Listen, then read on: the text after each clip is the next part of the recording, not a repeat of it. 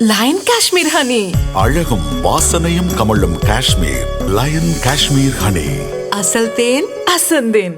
வங்கதேசத்தைச் சேர்ந்த ரோஹிங்கியா முஸ்லிம்கள், நேபாளிகள் மற்றும் பிற வெளிநாட்டவர் போலி ஆதார் பெற்றுள்ளதாக உத்தரப்பிரதேச போலீசுக்கு ரகசிய தகவல் வந்தது.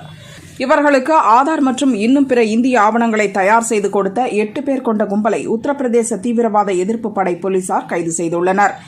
இவர்கள் உத்தரப்பிரதேசம், மேற்கு வங்கம், பீகார், ஜார்க்கண்ட், டெல்லி, ராஜஸ்தான், ஹரியானா, மகாராஷ்டிரா, உத்தரகாண்ட் மாநிலங்களில் போலி ஆவணங்களை தயார் செய்து கொடுத்துள்ளனர். கைது செய்யப்பட்டவர்கள் சட்டப்படி இயங்கும் ஆதார் சேவை மையங்களில் முதலில் வேலைக்கு சேர்ந்து ஆதார் பதிவு செயல் முறைகளை கற்றுள்ளனர். அதன் பிறகு சேவை மைய பயனர்களின் தனிப்பட்ட தகவல்களை திருடி அதன் மூலம் போலி ஆதார் அட்டை தயாரித்து கொடுத்துள்ளனர்.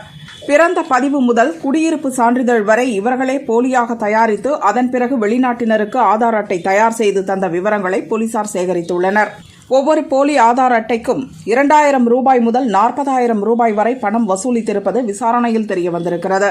போலி ஆதார் அட்டைகள் மூலம் வெளிநாட்டினர் பாஸ்போர்ட்டுகள், பிற இந்திய ஆவணங்களையும் பெற்றதும் அரசு திட்ட பயனாளிகளாகவும் மாறியதும் தெரியவந்துள்ளது. கைது செய்யப்பட்டவர்களிடமிருந்து உத்தரப்பிரதேச தீவிரவாத எதிர்ப்பு படை போலீசார் மின்னணு கருவிகள், ஸ்கேனர்கள், போலி முத்திரைகள் முதலியவற்றை பறிமுதல் செய்தனர். 8 பேர் மீதும் மோசடி, இறையாண்மைக்கு எதிராக செயல்படுதல் ஆகிய குற்றச்சாட்டுகளின் கீழ் வழக்கு பதிவு செய்துள்ளனர். விசாரணை நடக்கிறது.